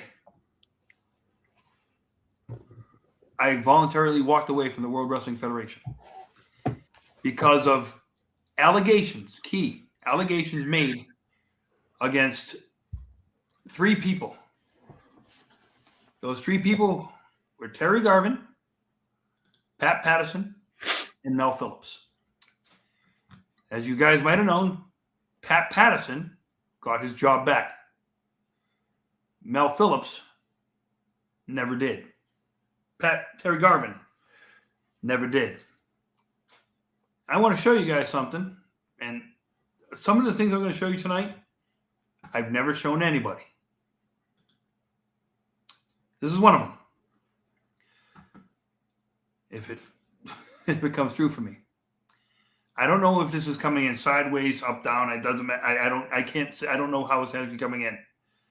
But the guy behind me That's Mel Phillips. Okay. This is the guy that people have accused, alleged of being a pedophile. When we left the World Wrestling Federation, behind me,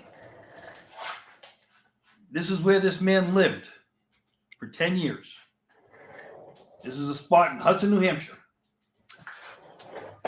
And I bring this picture to mind because if you see the building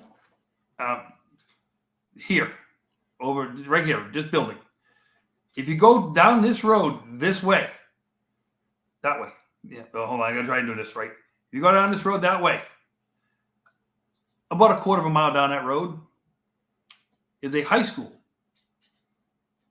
About 1,000 feet from these buildings, on the other side of the road is an elementary school. I told you he lived there for 10 years. No problems. Somebody who's alleged and accused of being a sexual predator would not have been allowed to live there. Okay? And I bring up the 33 years ago today because the internet world and how they've done their reporting on this, it reminds me of a scene from a movie.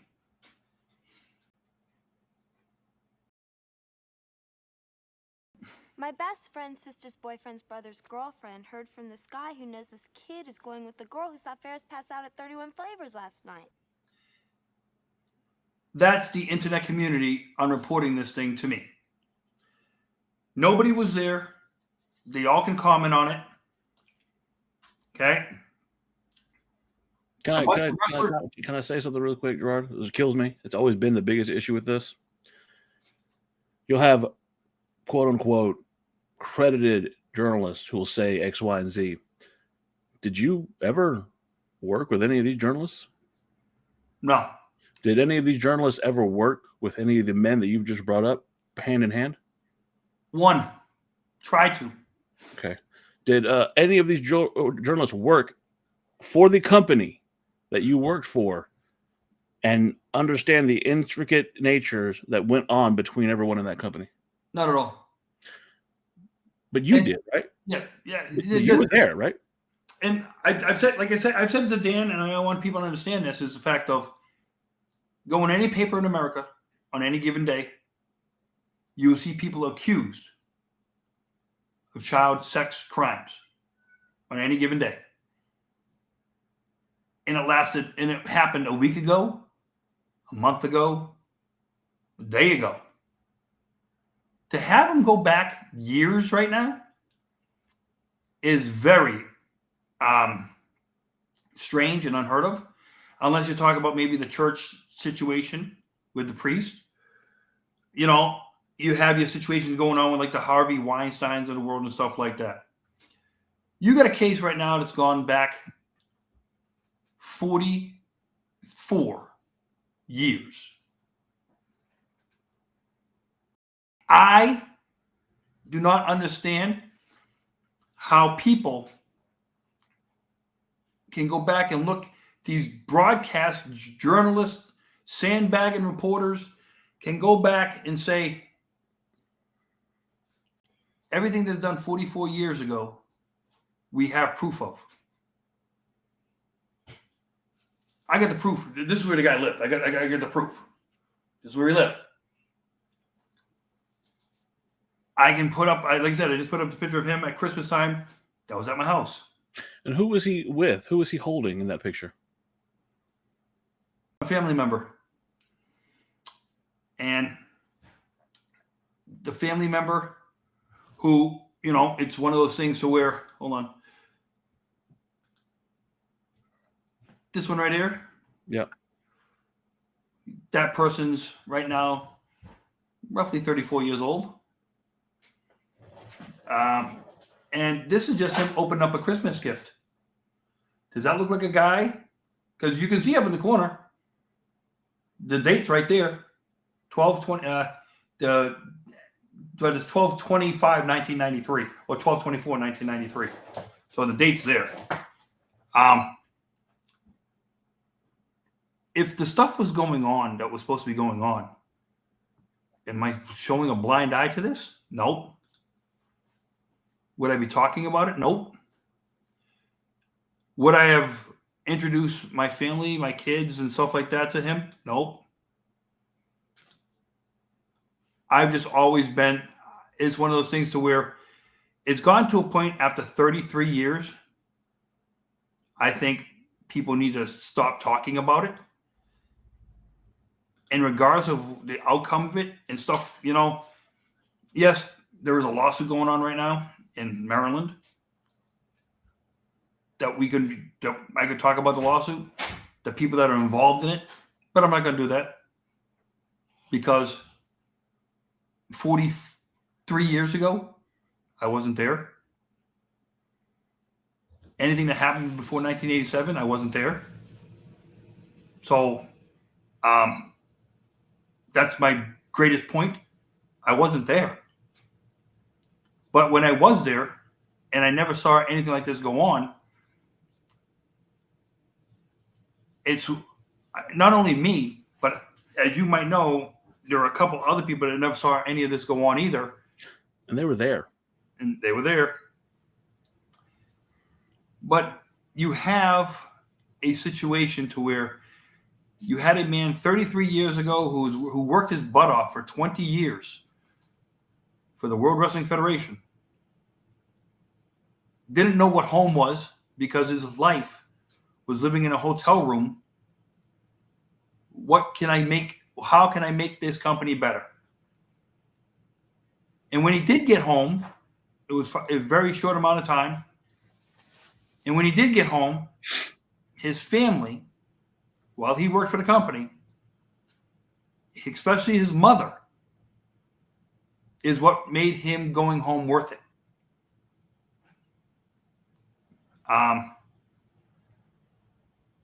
I think it's time to put to bed all the things that can be said about him, to give his family, because that's what they deserve. They deserve not to have to hear about this anymore. He's in the ground. Nothing you can, unless people have surefire videos of, hey, this is what happened, and I took a video of it. Okay, so if you took a video of it, why would you let it happen? The one video that's out there, we showed it. Not that one. I'm talking about the one that the whole thing the sandbagging is based on, the one video of, oh, he was in the ring. Correct. He was in the ring in a public place being recorded wrestling kids in a ring in a public place, not in a private setting. It was in public. Again, my question to you is, again, because they're going to say that you're biased, but I'm being someone who's, you and I don't always get along. And people see it on this channel. If something was happening, and I go back to people like Shane Douglas, if you saw this shit happening, why did you let it happen? And if you've seen Mel's not the biggest guy in the world. And if you're going to you could probably beat his ass. Hi, Gerard's kicked him in the dick. I mean, the fact of the matter is, the reason why Gerard was able to very much compel me to really do a second look at this is, as y'all well know, videos are put on this channel as a documentary. We do our research here. We are not journalists by any stretch of the imagination, but we have integrity, journalistic integrity, to provide you with the facts. And here's the facts. Through the entirety of that investigation, and my wife and I have talked about it, you hear about this quote-unquote scandal, and y'all know what I'm talking about. You're waiting for the smoking gun. You hear this horrible story when you hear about what WWE, WWF at the time was doing, but you never find it. In all the research, you hear this, you hear this, you hear this, but you never find it. You hear speculation. You hear a guy that once called Gerard slow in the head. Now, you've watched enough. Would any of you in this audience consider Gerard Millette to be slow in nature? Is he a dick? Absolutely. Is he a fucking asshole? 100%. But slow, that is not anything you can call this man. And in my interactions with him and us becoming friends, it was well before we became close that he had me truly do an evaluation. Now, I will be the first to say, do I like the ongoings of a Vincent Kennedy McMahon? No. Do I like the things he's done? Absolutely not. But you're not going to sit here and have me vilify a man when I don't have proof. You come out with that proof, all right, let's do another analysis. We'll figure it out, and let justice be served. But as Gerard has said, for almost 50 years, we're talking 44 years, this shit has gone on unchecked because only one side of the story has been told. And as Gerard has told many people, it's always the first person to get to press that gets all the notoriety. Well, the other thing is too, Dan, is I want people to understand this, okay?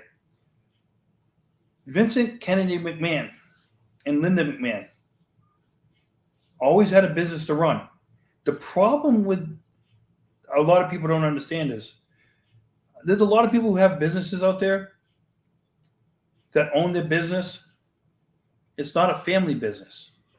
It's a corporation or something like that. Up until they went public, this was a family business.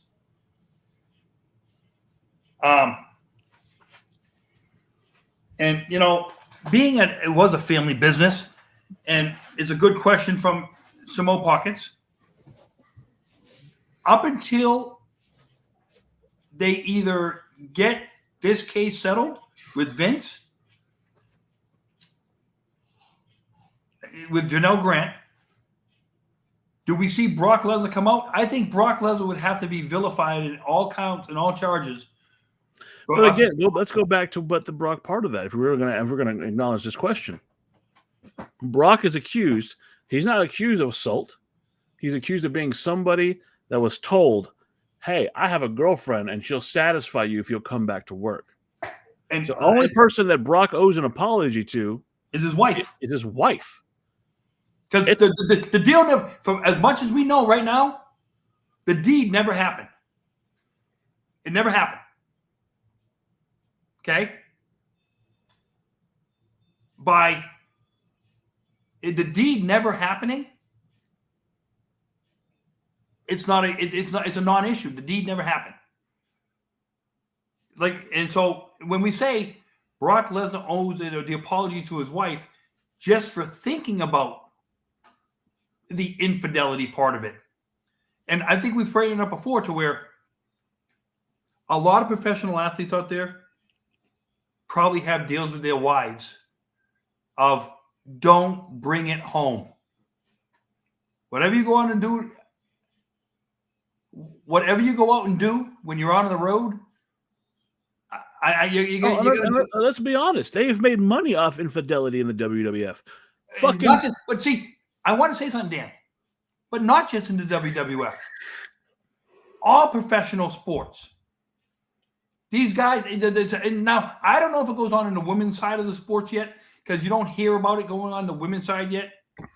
But in professional sports, they go around the arenas and stuff like that. You have your floozies. And all professional your rats. I mean, let's call it what it was. Back in the 90s, they called them the rats because they would swap around. They wanted to fuck wrestlers. That's what it was. And like I said, in rock stars, they call them groupies. Okay? And so we won't even just go, let's put it as it is. Okay? It takes two to tango. But if one of those people who is tangoing never does the deed, I don't know of any way to have intercourse with somebody by yourself.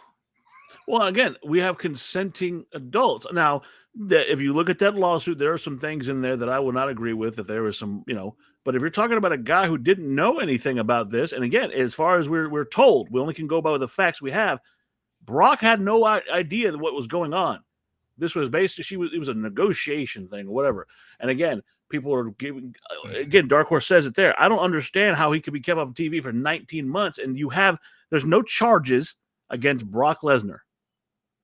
He's just named. He's just named. My question is this, okay? How much, because it's not come out, how much has it hurt him? The human toll of Brock Lesnar. We've all seen the business side of Brock Lesnar, okay? If it hurt him on the business side, guess what? It's business.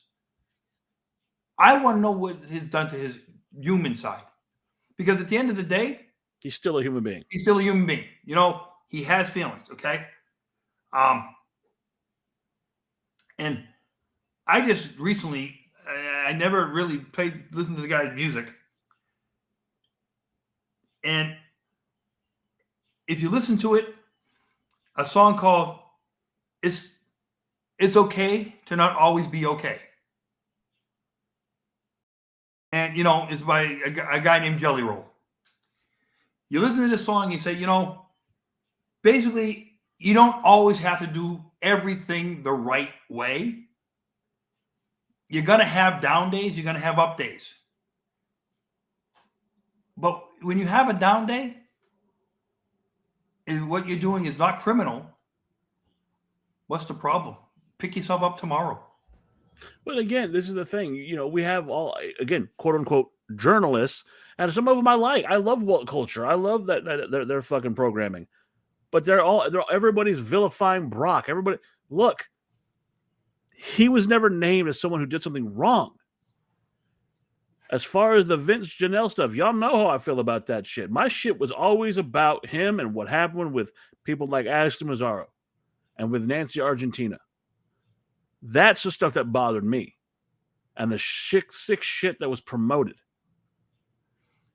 My thing is, I was going to say, Dan, I guarantee you the wrestlers themselves have been accused of worse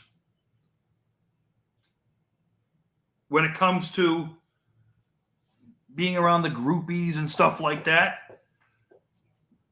But for some reason or another, because they're big boys, they got away with it. But because they had to go home to their wives and explain what happened.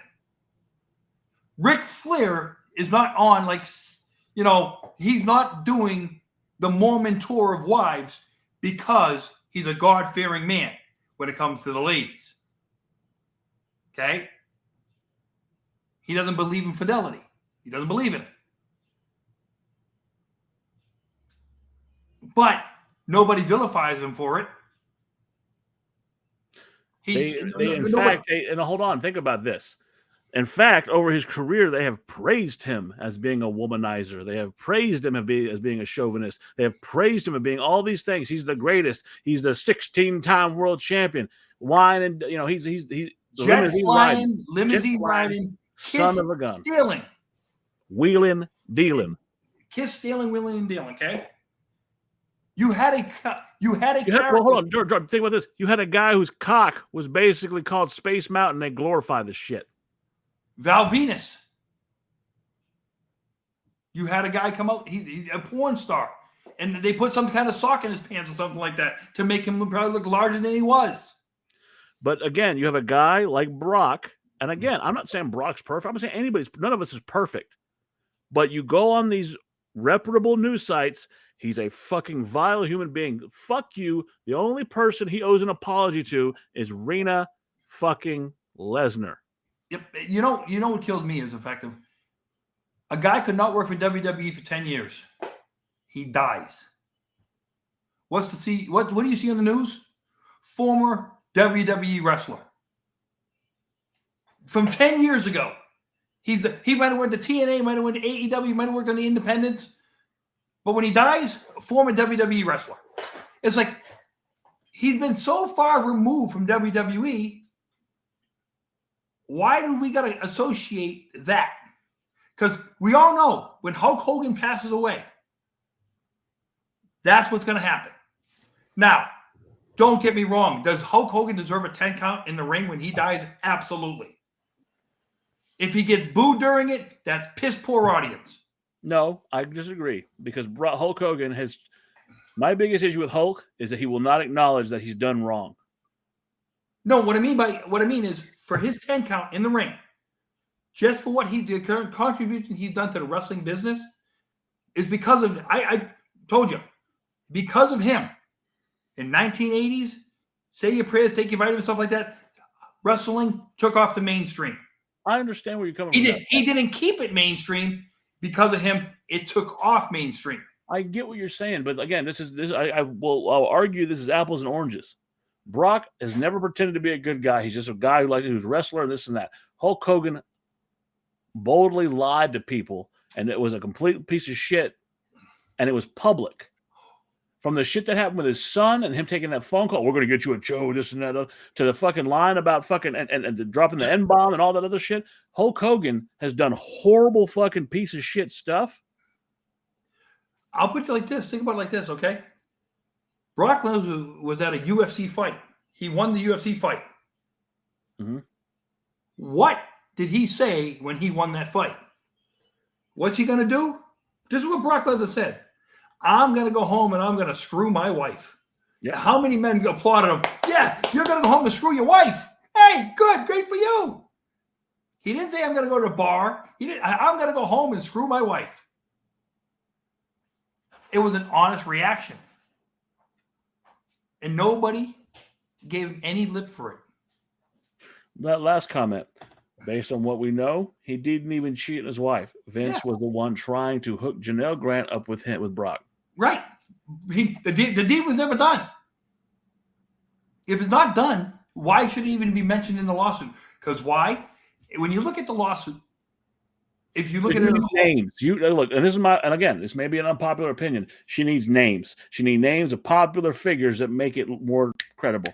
She threw him in there. Hold on, but she had to put him in there because she had to back up her trafficking claim. And so by saying Vince offered her to Brock, he was trafficking me, even though nothing happened. The thing I like about when they went in with the changing of the wording of the lawsuit. Thank you, wife. I love it how Vince's attorneys came back and said to the judge, Your Honor, this is all stuff that they knew the first time they put the lawsuit in. Did they really need to go and do an amendment of the lawsuit just to add this all stuff in? This ain't new evidence. This is all stuff that they already knew. And now they're trying to ruin more people's lives. Yep. And tell me that doesn't scream money grab. Like I say, I think every part of this thing, from all these lawsuits, including the Ring Boy thing, is nothing more than money. And don't get me wrong, I don't know if the original guy who brought the charges truly died with it still on his shoulders. I don't believe he did, because he went on in life, had a wife, had kids, he went on and lived his life. I think the podcast got exposed by some dickhead from the Panhandle. I thought for 2 years' time, I'm going to say for 2 years' time, maybe in the early 90s, I think, did he grow to regret the decision that he had for coming out and saying what he said? I think he might have regretted it. And I've said publicly before, to where I think that guy at that time was extremely confused. I think he was looking for money. I think he was pissed off because he couldn't do his job the right way. I think he had some homophobic and racial views about himself. But I don't know what kind of man he turned into. I wasn't around him in the late 90s, early 2000s, when he became a husband and father and stuff like that. I can't judge that guy. As we all know, when we're in our young late teens, early 20s, we can say and do some stupid stuff. The problem is, when a lot of us in this country, when we say and do stupid stuff, we don't go run to a newspaper reporter and lawyers to help back up the stupid stuff that we say. And then, get people believing those lies. Because I will say, I've had conversations with some of these people who do these stories. And the hardest person I've had is some sandbagging reporter in New York City. Oh, Mushmouth? Is that what you're talking about? He just, for some reason or another, I don't know what Vince McMahon ever did to that guy or Linda McMahon ever did to that guy, but he loves to run the schmut about this company. He never writes a positive thing about them, like how many people they employ. Isn't that the dickhead who fucking falsely said that you were slow? Yeah. So again, in any of these interactions you and I have had, and any of these podcasts you and I have done, wife, would you? I'll ask my wife. Would you consider Gerard Millette slow? Not at all. He's actually quite quick-witted. Wow.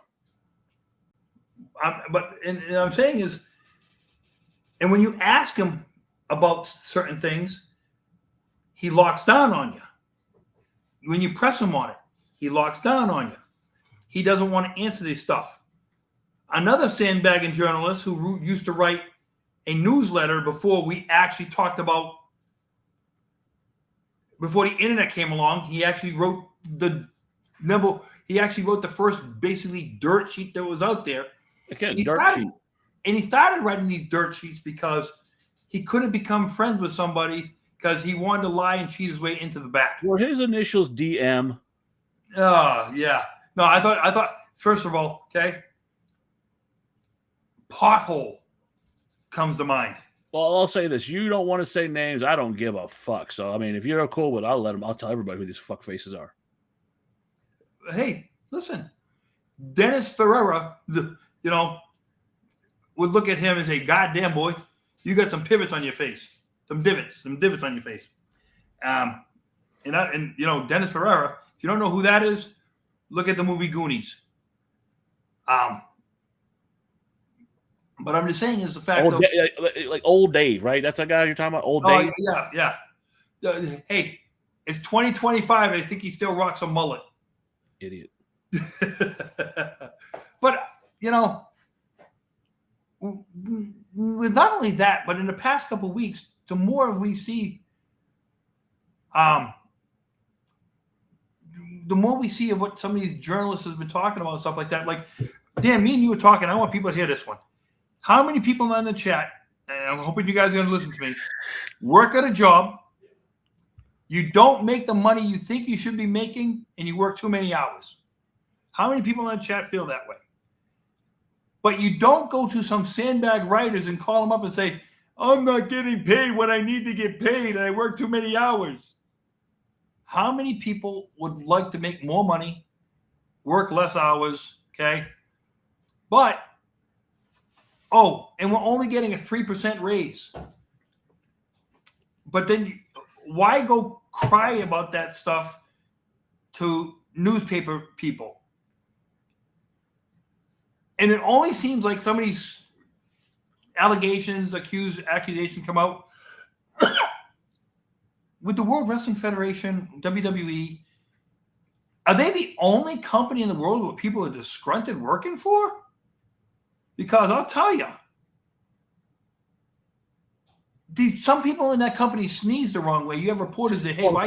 Here's the thing: like certain companies make non-disclosure agreements, and certain companies will tell you can't talk about it, and certain companies will have a whole fucking situation where they'll say that, but then they'll show videotape of a fucking altercation, which is exactly how Party A was saying it happened, and they look like fucking idiots.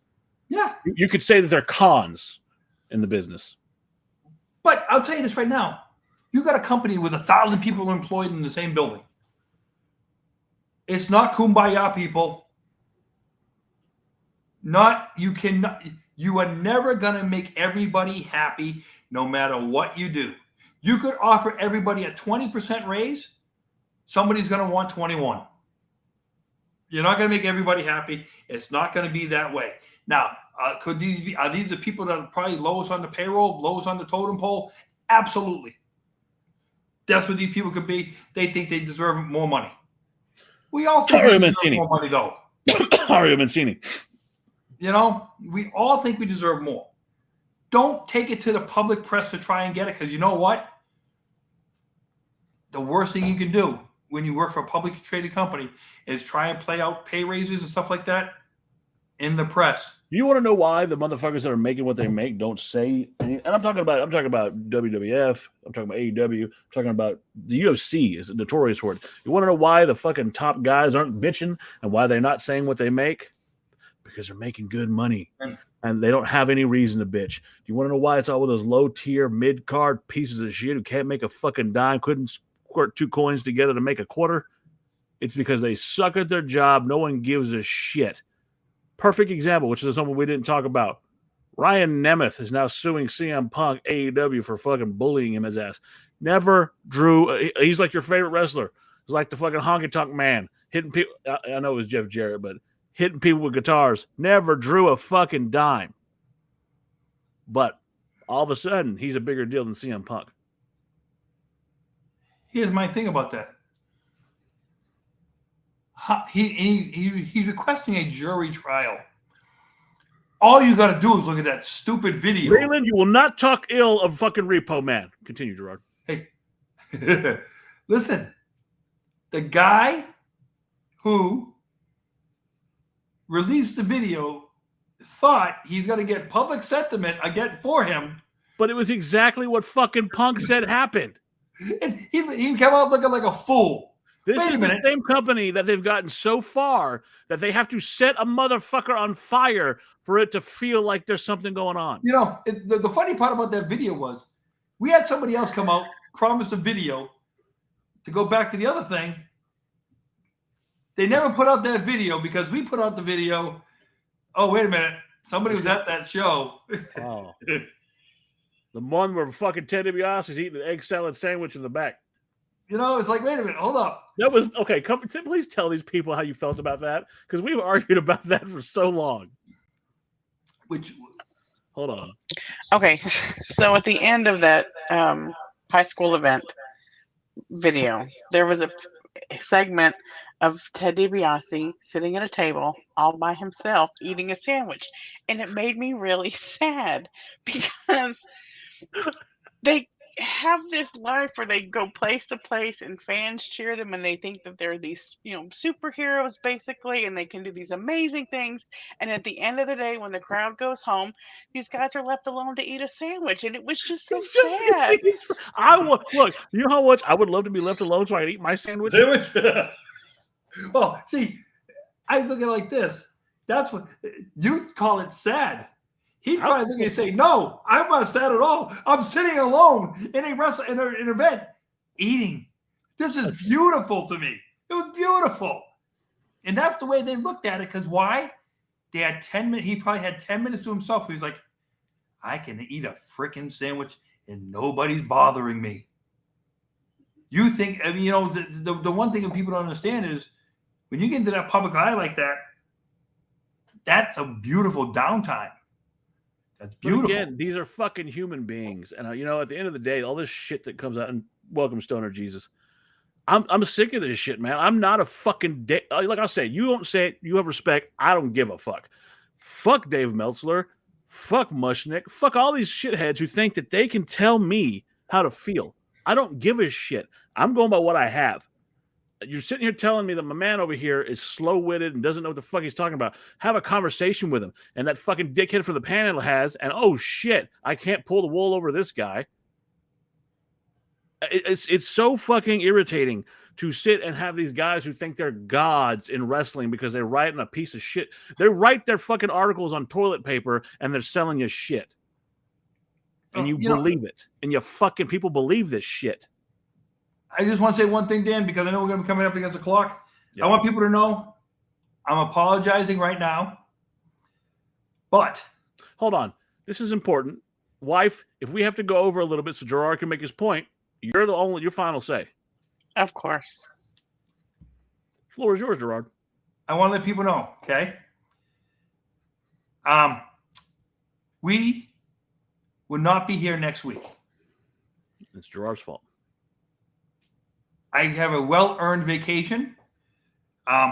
Living up here in the northeast corridor of the country, in the past 2 months, between snow, my gas bill going through the roof because it's been freaking cold. I'm going to be going down to the Panhandle state of Florida to get some much needed heat and relaxation. Tell the goat I said hi. So next Sunday, I will not be here.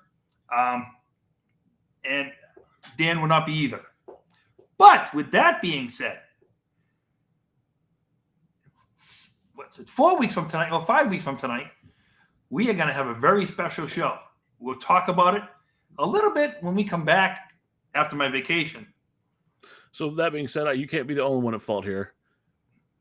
We'll be back the following week after Gerard's vacation. We'll do a show then. But the following after that, for some of you who don't know, the wife and I have secured our new property. We'll be moving into our new house. Thank you guys who have been so kind about well wishes and all that. Well, Dan, I would be remiss, just so you guys know, the next day we're going to come back will be 3/16. And we'd be remiss if, it's going to be March 3/16. So, hey, listen, and that's why I want people to understand. And when you hear whatever goes through in the next 2 weeks, we will recap for 3/16. I'm pretty sure we'll have something about Austin on that day too. But with what we talked about the second part of this show, I'm hoping everything turns out well for the McMahons, because I do not believe in my heart that they really knew of anything that was going on, because they were never on the road. They were never there. And they weren't trying to hide anything. They were just trying to protect their business. And I agree with you. And I'm a guy who doesn't like Vince. And you know this. There's no bones about it. I don't hide this shit. You and I have had this discussion. We disagree constantly on shit. Believe it or not, people. And people, I will say this, and I don't tell people this often. Me and Vince would have conversations. It wasn't long conversations and stuff like that, but we would have them. Me and Shane McMahon would work together. I knew these people as fellow co-workers. I did not know these people as individual people outside of work. But as co-workers and stuff like that, I can say there's nothing that they could have saw. And if Shane would have saw anything, he damn well would have said it to his father. And that's how that goes. The next couple months can't go by quick enough so I can find out, so we can get more information on what's going on.